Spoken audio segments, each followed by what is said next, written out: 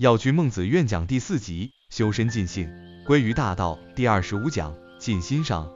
尽其心者，知其性也。原文片段：尽其心者，知其性也。知其性，则知天矣。大白话解读：孟子说，一个人如果真正用心，尽心的去体察自己，就会明白自己天生的本性，明白了自己的本性，也就通达了天命。药君愿讲义理，愿修之人，所修即是尽心之道。你若诚实面对你的心，不压抑，不逃避，不虚饰，那颗本愿之心自然会显现。你的性中就有愿，你的愿中即有天。愿修即是通达大道，愿法发愿引导。请你从此刻开始，好好倾听自己的心，它不是迷惘，而是藏着整片清愿法界。你若尽心，它自会开愿。结语发愿句：我愿尽我之心，以知我之性。愿我知性之中，得见大道，归向天愿。第26讲，尽心上。养性以道，立命于愿。原文片段：生亦我所欲也，义亦我所欲也，二者不可得兼，舍生而取义者也。大白话解读：孟子说，生命固然可贵，正义更是可贵，若两者不能兼得，我宁舍生命而取正义。药君愿讲义理，你愿修的每一步都是取义而舍执着的选择。愿不是为了活得更容易，而是活得更光明。你以愿为命，那你所有的选择都不只是对自己好，而是对众生对得起。愿法发愿引导，你若害怕牺牲，害怕失去，不妨问一句：我的愿是为了自己，还是为了法界众生？若你真的想要救度众生，那些割舍都是值的。结语发愿句：我愿取愿而舍执，取光而舍暗，愿我能立命于愿，不违本性大道。第27讲，尽心上。大仁者，不失其赤子之心。原文片段：大仁者，不失其赤子之心者也。大白话解读：孟子说，真正伟大的人是能始终保持自己纯真的本心，如同婴儿般纯净无邪。药君愿讲义理，你今生若曾因某段经历、某个善念而感动落泪，那就是你未泯的赤子愿心。愿主不是天赋异禀者，而是守住初心者。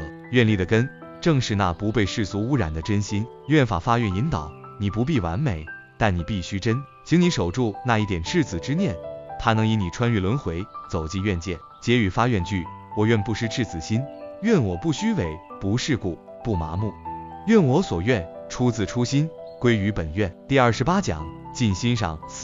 君子所以异于人者，以其存心也。原文片段：君子所以异于人者，以其存心也。大白话解读：孟子说，君子和一般人不同之处，在于他能够时刻守住自己内心的正念，不被外物迷惑。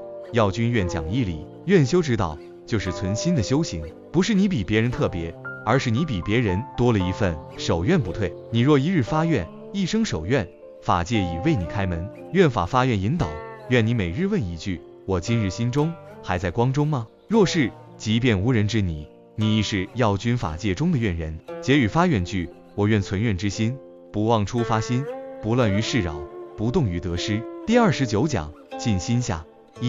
知天命者，不怨天，不尤人。原文片段：知命者不立乎岩墙之下。大白话解读：孟子说，了解天命的人不会故意冒险做傻事，比如站在摇摇欲坠的墙下。知命不是宿命，而是顺理和天，谨慎。药君愿讲义理，愿修不是盲目冲撞命运，而是以愿转命，以愿化道。你若知命不随命，欲苦不怨天，是为真愿修。你知道此身不是终点，你就知道愿是转轮之要。愿法发愿引导，愿你愿修之路不是任性妄为，而是知理守愿，柔中有刚，静中有光。结语发愿句：我愿知命而不为命，以愿调命，以道转路。愿我不怨天，不尤人，愿自度亦度人。第30讲，尽心下。